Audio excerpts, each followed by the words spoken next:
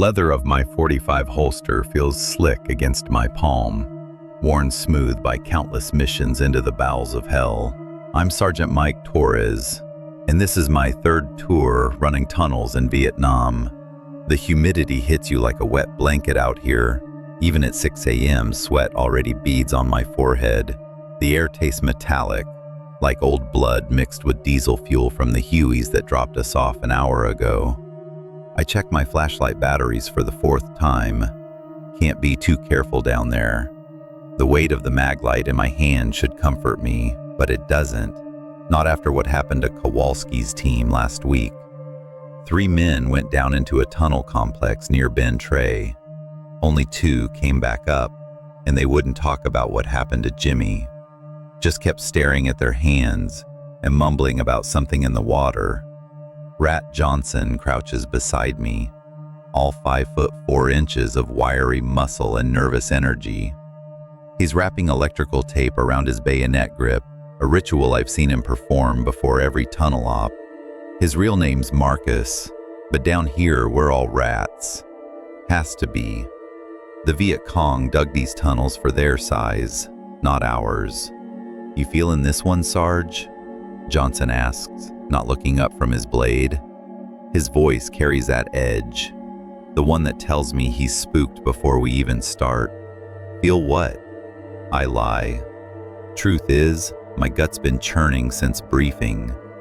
Something about this village feels wrong. The intel photos showed typical hooches, rice paddies, the usual. But the dogs... I haven't heard a single dog bark since we got here.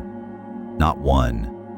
Corporal Davis works the action on his silenced .22, checking the bolt for the 3rd time. Kid's got steady hands, despite being green. Only been in country 2 months, but he volunteered for tunnel duty. Takes balls, or stupidity, sometimes both. Standard sweep and clear, I tell them, running through the mission brief again. Intel says this tunnel network connects to the main Cu Chi system. Charlie's been using these holes to hit our supply convoys on Highway 1. I touch the St. Christopher medal hanging around my neck. Dad's from Korea. His dad's from the Pacific. 3 generations of us crawling through holes in the ground, hunting other men like animals. The metal feels warm against my chest, almost hot in this humidity. Lock and load, rats, I say, chambering around in my .45. Time to go underground where the sun don't shine. The village spreads before us like a picture from National Geographic. Thatch roofs, clay pots, bamboo fences. Picture perfect, except for the silence. Even the insects seem muted here, as if something's watching from the shadows. We move through the village in standard formation. Johnson on point, me center, Davis covering our 6.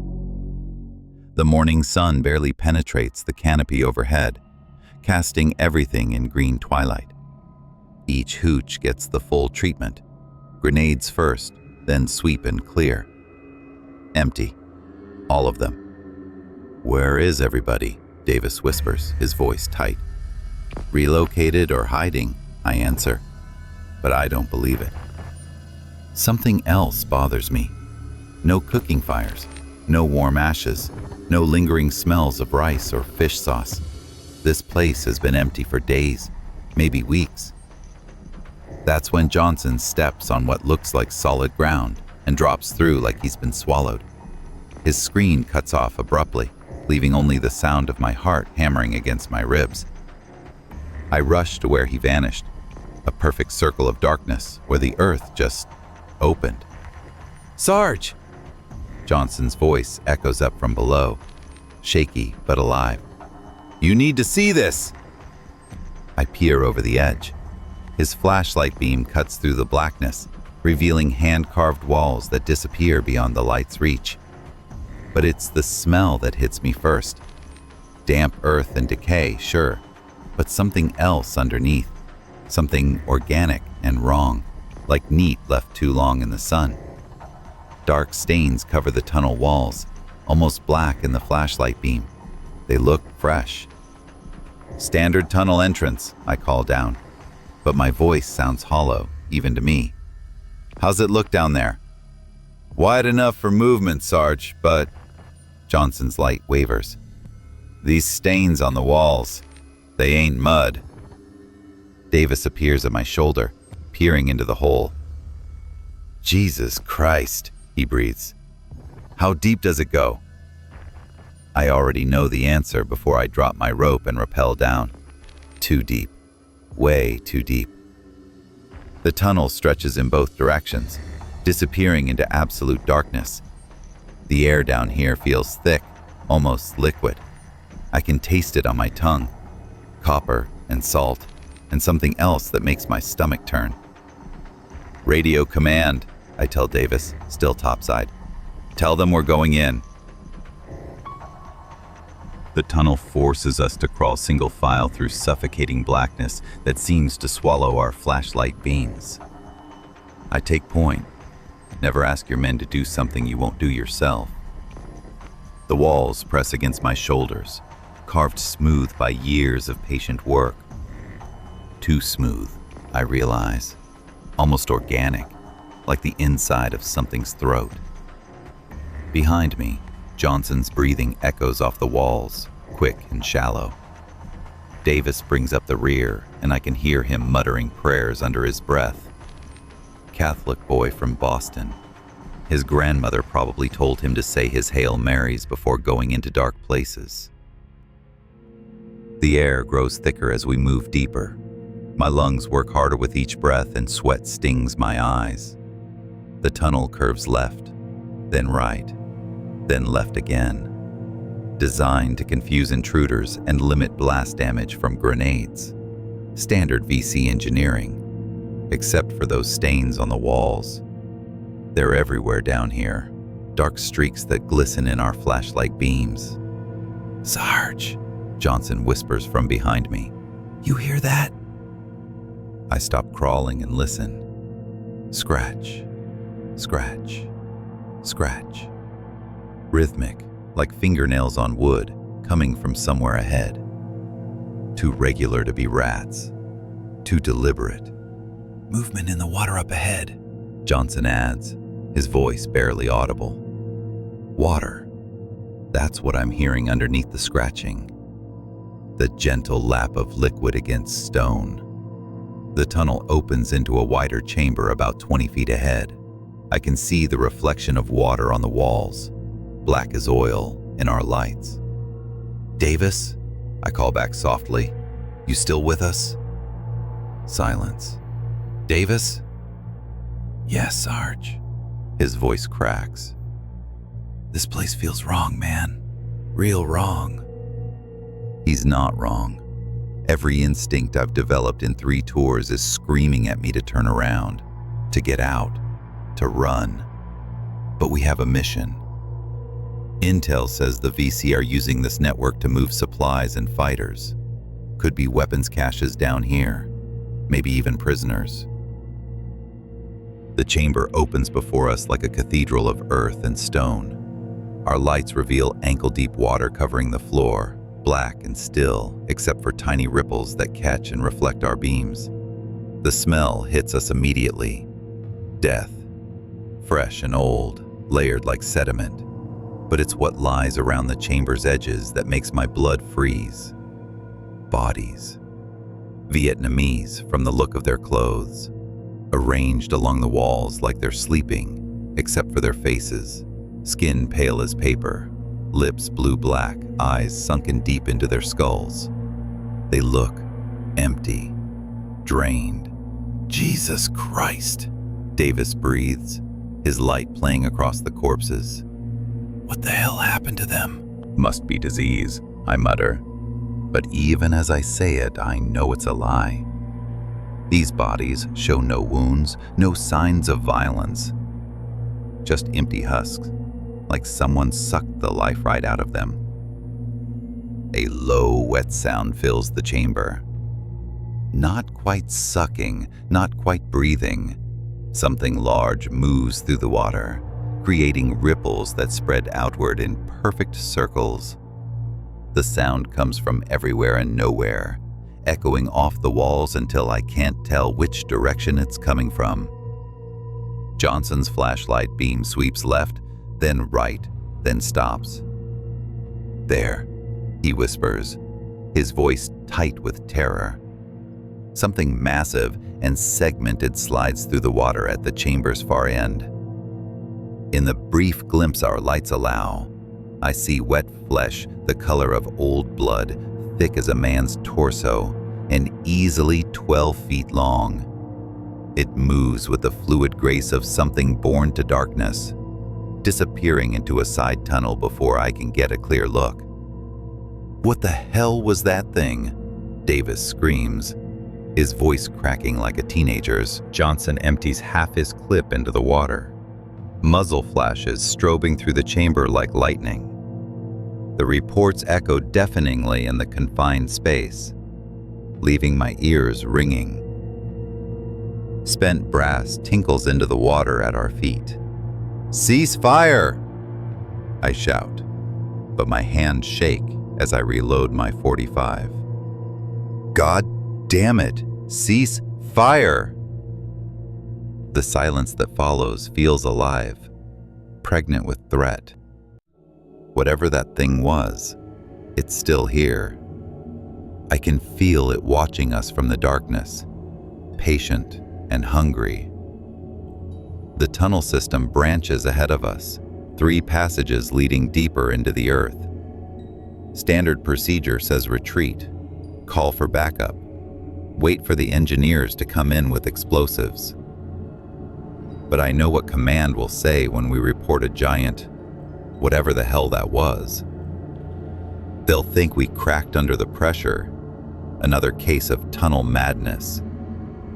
Davis hyperventilates beside me, his breath coming in sharp gasps. "We need to get out of here, Sarge. This ain't right. This ain't natural." But Johnson's already moving toward the center tunnel, his .22 raised and ready. "Orders are orders," he says, though his voice shakes. "We finished the mission." Part of me knows he's right. Part of me knows we should run. The rational part is losing. "Stay together," I order, choosing the center passage. Whatever that thing is, it's not stopping us from doing our job. I should have listened to Davis. The center tunnel slopes downward, deeper into the Earth's belly. Water seeps through cracks in the walls, trickling down like tears. Our boots splash through puddles that reflect our flashlight beams in shattered fragments of light. The air tastes metallic now, with an underlying sweetness that makes my stomach churn. "How deep does this thing go?" Davis whispers behind me. I don't answer because I don't want to think about it. We've been crawling and walking for what feels like hours, but my watch says only 20 minutes. Time moves differently down here, stretched thin like taffy. The tunnel opens into another chamber, larger than the first, much larger. Our lights can't find the far walls, and the ceiling disappears into blackness above. The water here reaches our knees, warm and thick with an oily consistency that clings to our uniforms. That's when it rises. The water erupts in the center of the chamber, cascading off something massive and alien. My flashlight beam catches wet flesh, segmented like armor, thick as tree trunks. The creature towers above us, easily 12 feet long and thick as a man's torso, its body tapering to a blunt, eyeless head. But it's the mouth that freezes the blood in my veins. The thing's head splits open like a flower, revealing concentric circles of needle-sharp teeth arranged in perfect spirals, rows upon rows of them, each one gleaming like polished bone in our lights. A long tube-like proboscis extends from the center, questing blindly through the air. "Holy Mary, Mother of God," Davis prays, his voice breaking. The Tindia, though I don't know that name yet, doesn't attack immediately. It tastes the air with that horrible proboscis, learning our scent. Behind those teeth, I glimpse something that might be intelligence, ancient and patient, and utterly alien. That's when the others appear. Vietnamese fighters emerge from alcoves around the chamber's edge, moving with jerky, puppet-like motions. Their faces are pale, eyes clouded white like cataracts. Fresh puncture wounds mark their necks, still weeping dark blood. They speak in unison, voices flat and emotionless. "You have trespassed in our domain. The Ancient One demands tribute." Johnson opens fire first, his .22 popping like firecrackers. The bullets strike the creature's thick hide and bounce off like raindrops. The possessed fighters don't even flinch when his shots find them. They just keep advancing through the water with that same mechanical gait. "Suppressing fire!" I shout, emptying my .45 into the beast's center mass. Nothing. The bullets might as well be pebbles thrown at a tank. The creature's head swivels toward me with liquid grace, and I swear it's smiling. That horrible proboscis extends further. He screams, a high, keening wail that echoes off the chamber walls and empties his entire clip into the water, firing blindly in all directions. Muzzle flashes strobe through the darkness like a deadly disco, and I realize with cold horror that one of his wild shots might hit me or Johnson. "Fall back," I order. "Fall back!" We retreat toward the tunnel entrance, but the possessed fighters have circled behind us. They don't run. They glide through the water with that same eerie synchronization, herding us like cattle toward the chamber's far end, where another tunnel waits, sloping even deeper into the earth. The creature follows, its massive bulk sliding through the water without a splash. Patient, hungry. It doesn't need to rush. It knows where we're going, into its feeding ground. The deeper tunnel leads to hell. I know that sounds dramatic, but I can't think of any other way to describe what we find. The passage opens into a vast underground cavern that stretches beyond our light's reach.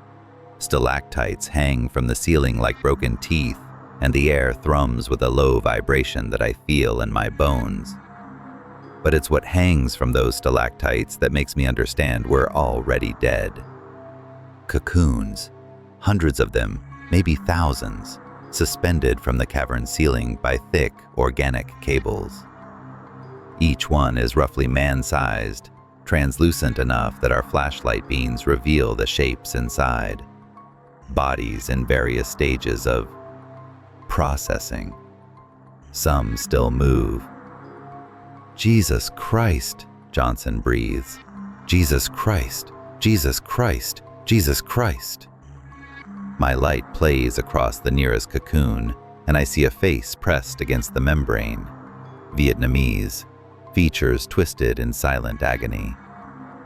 The man's eyes track my movement, wide and aware and utterly hopeless. His mouth moves, but no sound emerges through the organic prison. Further back, older cocoons contain nothing but desiccated husks, sucked dry and brittle as autumn leaves. The floor beneath is littered with empty shells, decades of feeding accumulated in bone-white drifts. French colonial uniforms, Japanese insignia, Vietnamese from both sides of the conflict. American gear I don't recognize from wars I've never heard of. This thing has been feeding for a long, long time. "Sarge," Davis whispers, his voice barely human now. "Sarge, we gotta go. We gotta get out of here." But the possessed fighters block our retreat, their movements perfectly coordinated as they spread across the cavern floor. Behind them, the creature flows like living water, its proboscis extended and questing. It's then that they take Johnson. The possessed fighters move faster than human reflexes should allow, swarming over him before he can raise his weapon. He screams as they drag him toward the creature, his boots scraping furrows in the wet stone. "Mike, he shouts, using my first name for the first and last time. "Don't let it take me! Don't let it take me!" The Tindia's proboscis penetrates his neck with surgical precision. Johnson's scream cuts off mid-note, replaced by a wet sucking sound that will haunt my dreams for the rest of my life. His face goes slack, eyes rolling back to show only whites, as the creature begins to feed. I watch my friend's life drain away in pulsing waves, his skin growing pale and waxy as the thing sucks him dry. Within minutes, he looks like the corpses we found in the first chamber, empty, deflated, used up. But he's still alive, still aware. His eyes find mine across the cavern. That's when something breaks inside me.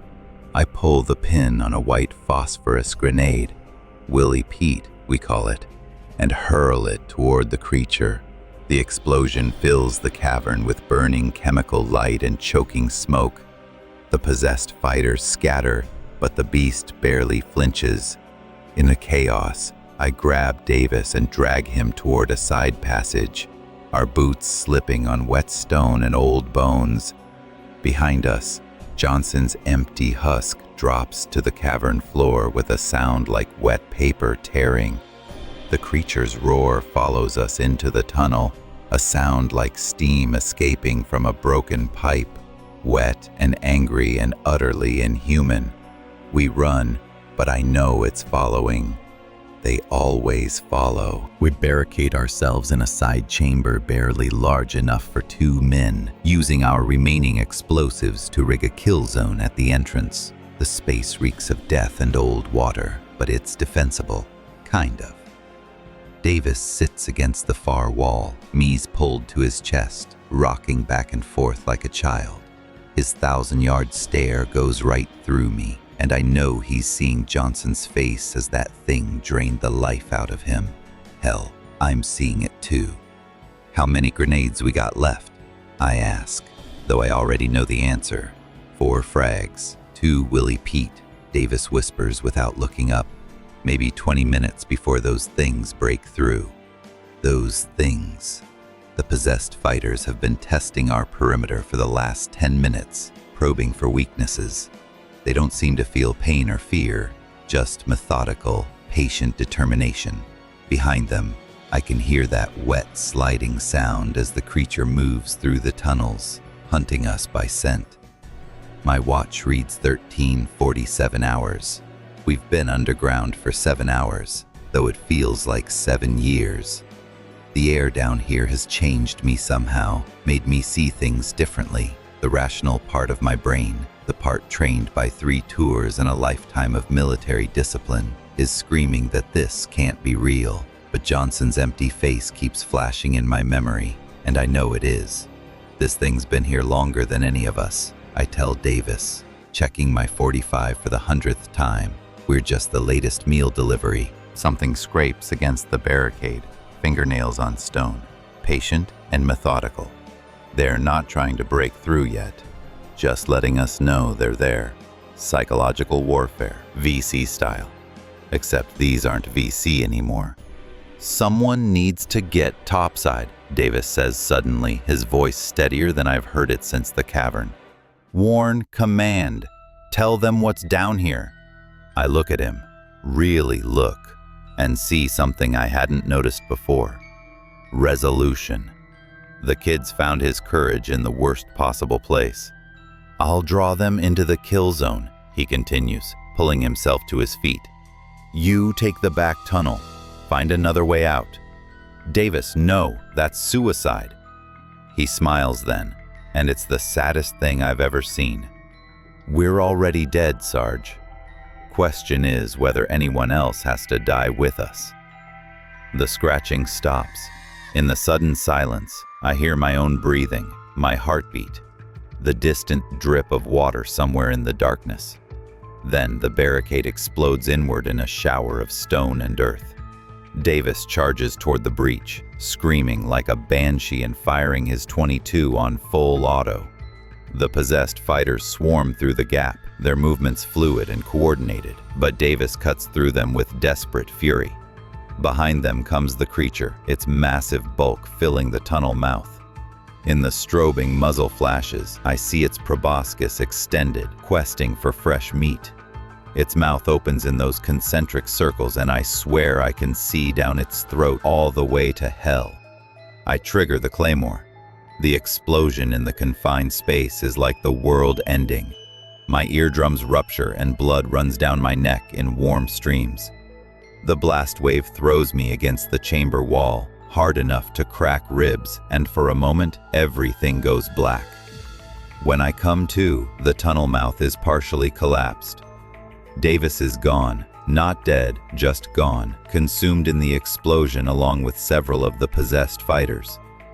But through the settling dust and smoke, I can see movement. The creature isn't dead, just wounded and very, very angry. Its roar shakes loose stone from the ceiling. I pull the pins on my last 2 grenades, 1 frag, 1 Willie Pete, and advance toward the wounded monster. If I'm going to die down here, at least I'll make it count. At least someone might have a chance to escape and warn the others. At least Johnson and Davis won't have died for nothing. I emerge from a tunnel exit 3 miles east of the original insertion point, crawling through elephant grass on my belly like something wounded and dying. The sun burns my eyes after hours in absolute darkness, and I have to blink away tears before I can see clearly. My uniform hangs in tatters, soaked with blood. Some mine, some not. 3 broken ribs grind against each other with every breath, and my left arm dangles useless at my side. But I'm alive, which is more than Johnson or Davis can say. The extraction chopper finds me 2 hours later, sitting in a bomb crater and staring at nothing. The medics want to pump me full of morphine, but I refuse. I need to stay sharp, need to remember every detail for the debrief. Command doesn't believe me.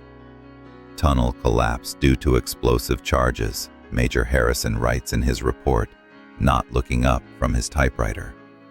Personnel lost: Corporal Johnson, Marcus J., Corporal Davis, Timothy R. Cause of death: crushed by falling debris. Sir, that's not what happened, I say, but my voice sounds hollow even to me. According to your report, Sergeant Torres, you encountered an unknown creature of unusual size in the tunnel complex. You then engaged said creature with small arms fire and explosives, resulting in structural collapse. Yes, sir. And you expect me to forward this to division? I look at him across his desk. Clean uniform, soft hands, eyes that have never seen real darkness. He's already decided I'm suffering from combat stress, another casualty of tunnel madness. The tunnels are still there, sir. Still active. The engineers will seal them with concrete next week, but I know they won't. Command will mark the grid coordinates as cleared and move on to the next target. The creature will heal, will wait, will feed again. Other soldiers avoid me in the mess hall, their conversations stopping when I sit down. Word spreads fast in a unit this size, and now I'm the crazy tunnel rat who lost his mind underground. They look at me with pity and fear, like madness might be contagious. I can't sleep without seeing Johnson's face as that thing drained him. Can't eat without tasting the metallic air of those tunnels.